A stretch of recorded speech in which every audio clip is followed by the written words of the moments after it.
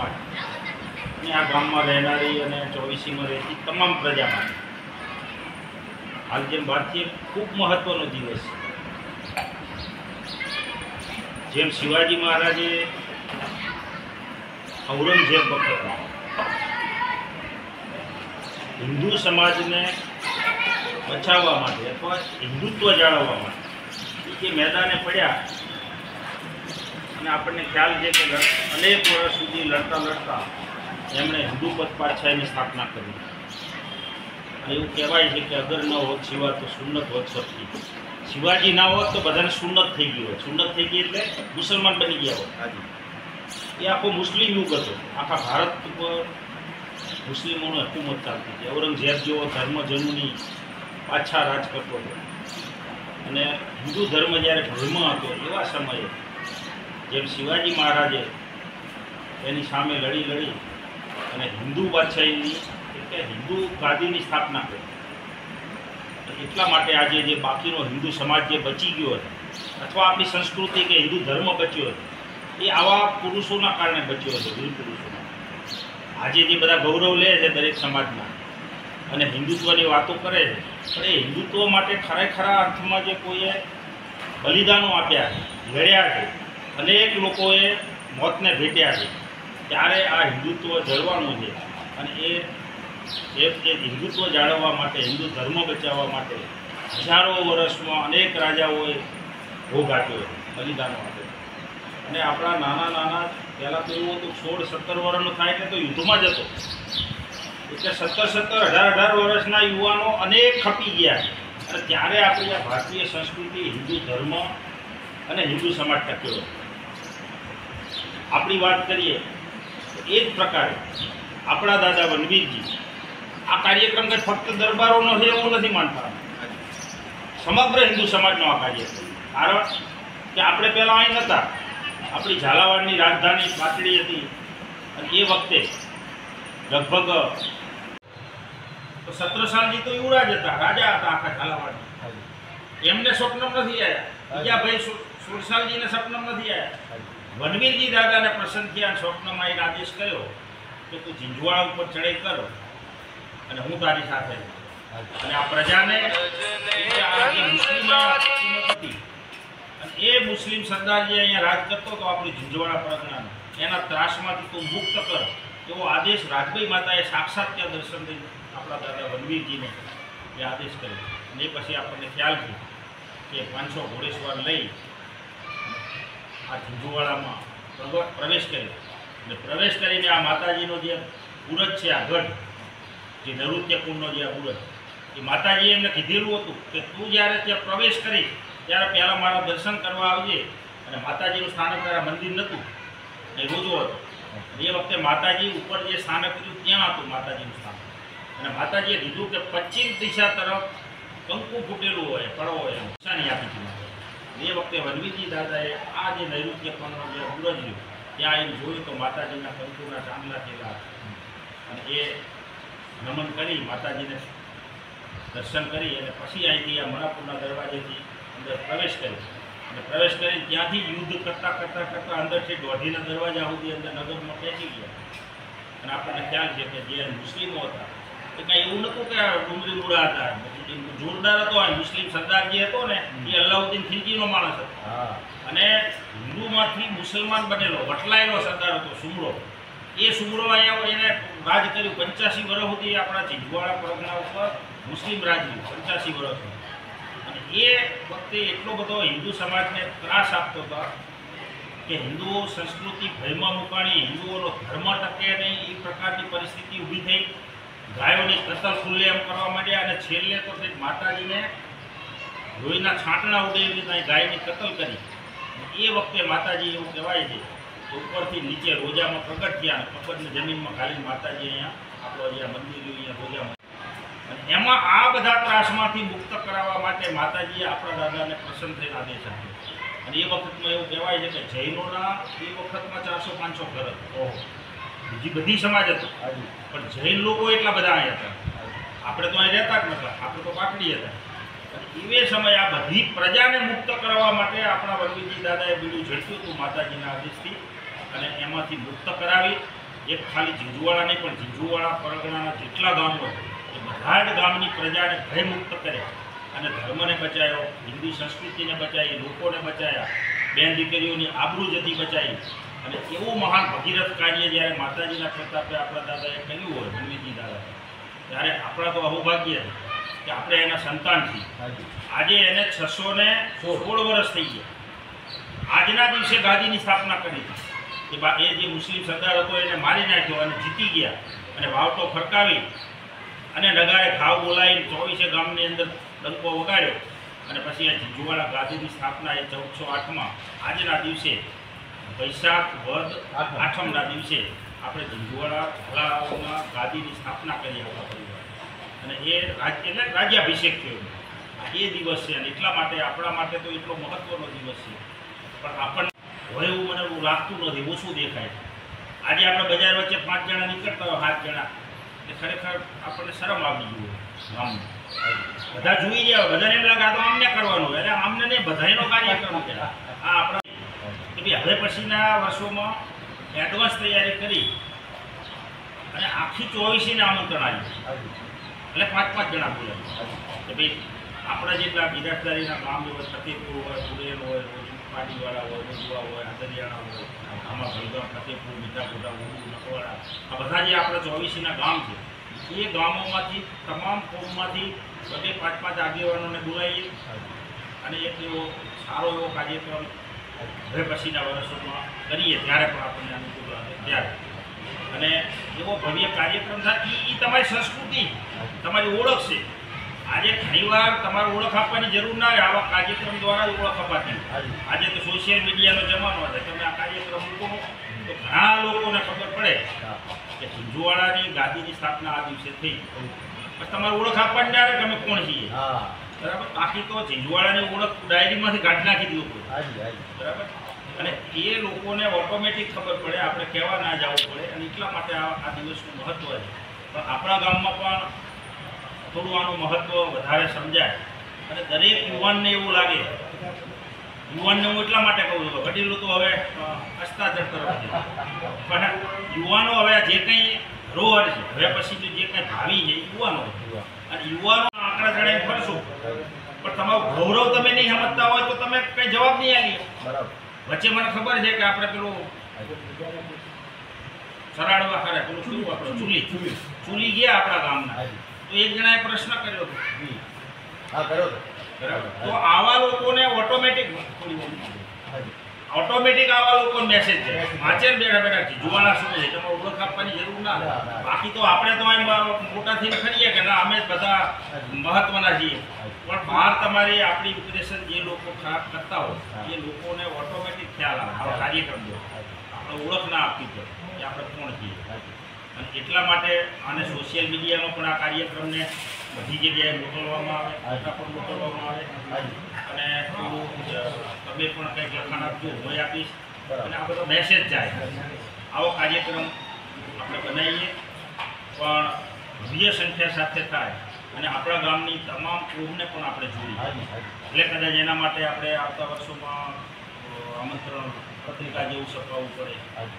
દરેકને ખ્યાલ આવે કે આ વનવીજી ઝાલાએ કંઈ ફક્ત દરબારો માટે નહોતું કર્યું, પ્રજાને મુક્ત કરવા માટે એમણે કર્યું અને એના માટે એમણે યુદ્ધ કર્યું હતું.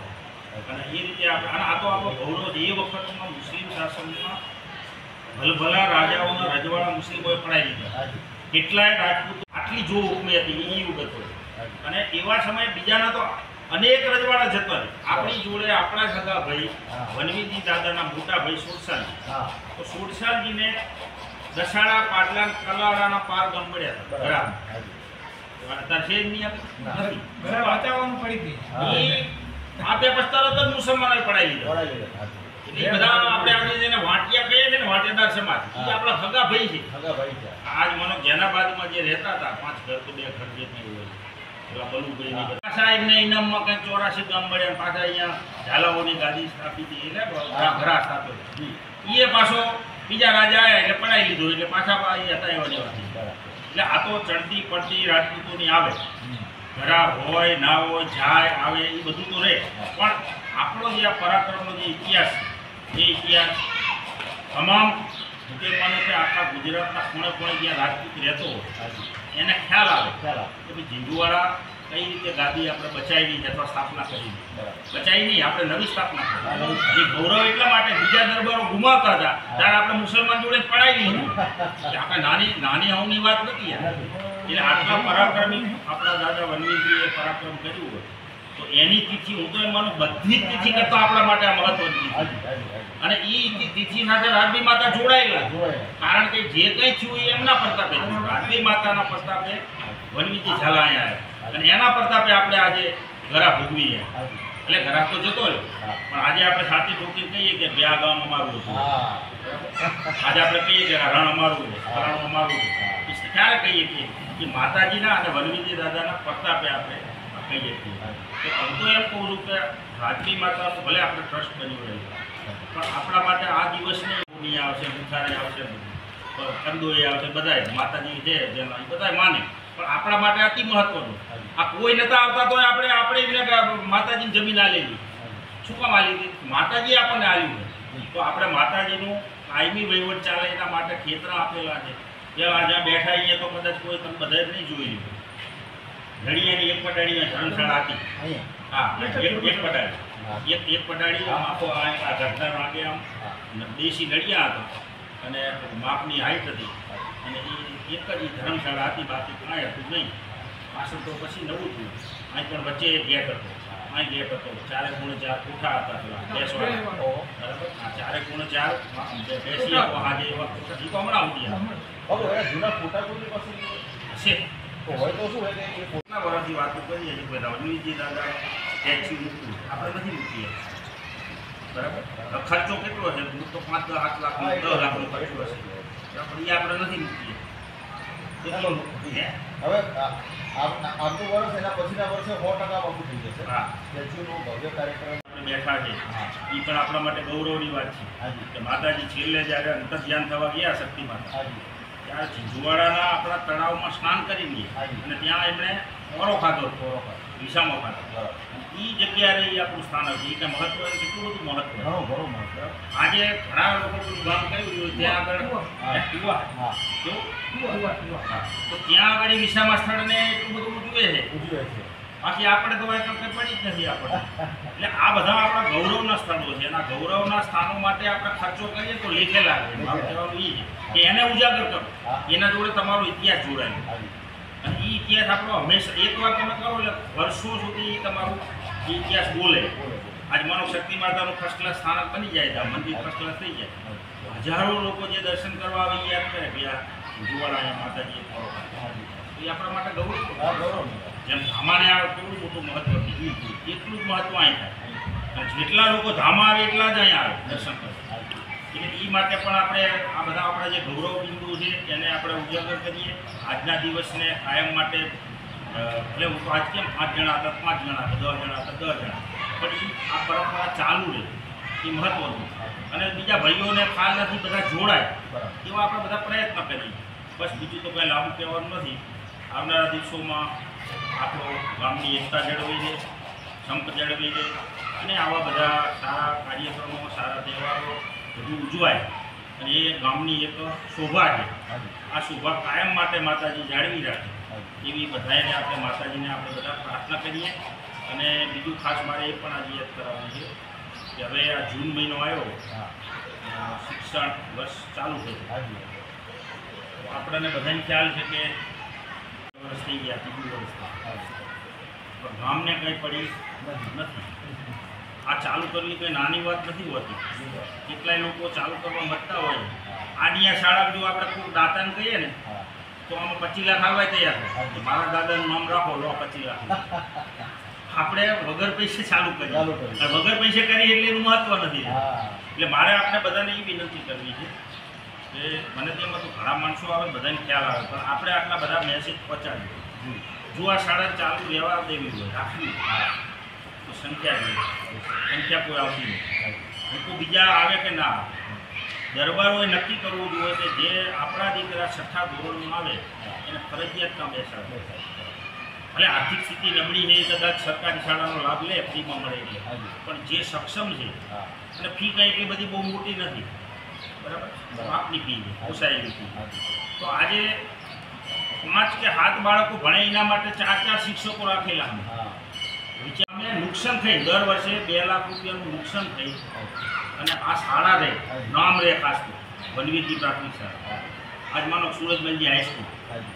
પાટલી દેશી દરબારના નામથી ચાલે. હા. પ્રાથમિક શાળા તો રઘુવીરસિંહ પ્રાથમિક શાળા હાજી.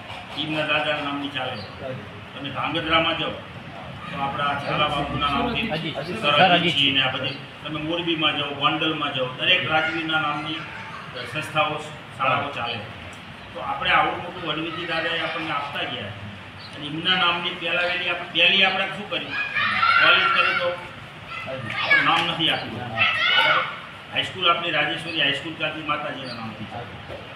આ પ્રાથમિક શાળા ચાલુ કરી તો આપણે વનવીરજી દાદાના નામથી ચાલુ. મદદ કરો અને બાળકો માટે છે ને. બરાબર. આજે પ્રાથમિક શાળામાં 50 છોકરા છે, એટલે દાખલા તરીકે 6ઠ્ઠા ધોરણમાં 50 છોકરા છે કે 40 છોકરા. હાજી. તો એમાં શિક્ષકો કેવું ભણાવે એ આપણે કોઈને વગોતા નથી, પણ નથી સારું ભણાવતા. હાજી. બેનો હોય કે જે બેસી રહેતો હોય મોબાઈલ જોઈ આ બધા કેટલી વાર તમે ઠોકો એમ. શિક્ષણ આપણું પથરી ગયું. એવા ટાણે આપણે આ પ્રાથમિક શાળા ચાલુ કરી છે તો આપણે આપણા બાળકને મોકલવાનું આપણે ના કહીએ એટલું એમ એટલું યોગદાન તો આપવું જોઈએ ને. નથી કોઈ ધ્યાનમાં લે. કેટલા બધા ઘર છે આપણા દરબારોના 1200 ઘર છે, 1300 ઘર છે. એમાંથી આપણા વધારાની 20 છોકરા કે 20 દીકરીઓ તો ભણતી હશે ને. 10, 15, 20ની સંખ્યા રહે તો આપણી શાળા ચાલુ. બરાબર. અને શાળા ચાલુ રહે તો આપણા દાદાનું નામ ચાલુ રહે. હાજી. નહીં તો શાળા બંધ થઈ જાય. બરાબર. તો આપણે પૈસા આપતા શાળા નથી મળતી, આપણે મફત લાયા છીએ, મફત ચાલુ કર્યું. તો એને આપણે કાયમી જાળવી રાખીએ. પાટડીમાં એક શિશુ મંદિર ચાલુ કર્યું છે. હા. એ યોગદાન કોને કહેવાય એમાં દાખલો હોય. જી. ત્યાંના કાર્યકર્તાઓએ નક્કી કર્યું કે આપણા છોકરાને ફરજિયાતીમાં મૂકવું. બરાબર. બરાબર. તો એ બધા જ કાર્યકરોએ પોતાના છોકરા મૂકવાનું ચાલુ કર્યું. નગરજનો બધાએ પણ મૂકવાનું ચાલુ કર્યું. બરાબર. તો એ ફર્સ્ટ ક્લાસ શિશુ મંદિર ચાલે. સારી એવી સંખ્યાથી ચાલુ સારી એવી સંખ્યાથી ચાલે. નહીંતર સંખ્યા જ નથી મળતી આપણા જેવી પરિસ્થિતિ. તો આપણે આના કરીએ હાજી. કે ભાઈ આપણે મૂકશું તો વેપારીએ મૂકશે, બીજી કોઈ પણ મૂકશે, દલવાડીએ મૂકશે, રબારીએ મૂકશે. પણ પહેલાં આપણે તો શરૂઆત કરો એમ. આપણે જ નથી મૂકતા આપણા છોકરા. આપણે બહાર મોકલીએ, પાટડી મોકલીએ તો 12માનું તો આપણું રિઝલ્ટ સારામાં સારું આવ્યું. આજે આપણી બહારની જે ભાણીબાઓ અહીં ભણે, જાડેજા કે જે કંઈ હોય, હા. એ 100માંથી 100 માર્ક લાવે આ વખતે વિદ્યાર્થીઓ. ફર્સ્ટ નંબર, સેકન્ડ નંબર દીકરીઓ દીકરાઓ આપણા લાવે છે. તો આપણા જેવું શિક્ષણ આજ પાટડીમાં પણ નથી. ભલે આપણને કિંમત નથી આપણા ઘર આપણે, પણ આપણે ખાસ તો આપણો હેતુ જળવી છે કે વનવીરજી પ્રાથમિક શાળા આનાથી પણ વધારે વિકાસ કરે અને સારી એવી સ્કૂલ ચાલે. તો ભવિષ્યમાં એનું અલગ બિલ્ડિંગ બનાવશું ને તો એના ઉપર નામ લખાય વનવીરજી પ્રાથમિક શાળા, જે વર્ષો સુધી રહેવાનું. પણ અત્યારે સંખ્યા આપીને મદદ કરો, બીજું કાંઈ પૈસોય નહીં જોતું. બરાબર. અત્યારે અમે 2-3 લાખ રૂપિયા નુકસાન ભોગવી ચલાવીએ. ઓહો. હવે એક વિચાર કરો, 6 છોકરા માટે 4 શિક્ષકો હોય એટલે ઘણું. 6 છોકરા ભણતો હોય એના માટે 4 શિક્ષકો રોકેલા. બરાબર. તો ટ્યુશન જેવું થયું, મફતમાં ટ્યુશન મળે. હા, બરાબર. એટલે આ બધા આપણે પૂરો આ વિષયને ધ્યાનમાં લેજો. જેના પરિવારમાં, માઢમાં, કુટુંબમાં જે છોકરા ભણતા હોય તો જે ફી ખર્ચીએ કેવા જણા તમે જાણો આના માટે દાન આપી હતી મમ્મી હા. આપી હતી સમજીને છોકરાને મોકલો. હા. બરાબર. આટલું બીજું કંઈ કહેવાનું નથી. આ દિવસમાં આપણે કાયમી પરંપરા ચાલુ રહી અને આવતા વર્ષે સારો કાર્યક્રમ થાય એવું વિચારીએ. જે આ સ્ટેચ્યુનો જે આપણે વિચાર કર્યો એ વિચાર આગળ ચાલે એના માટે અત્યારથી કદાચ કંઈ શરૂ કરવી પડે, ગમે તે કરવું પડે આપણે કરીએ. એટલે 2 વર્ષનો સમય બહુ લાગે. 2 વર્ષનો સમયમાં શું એ બધું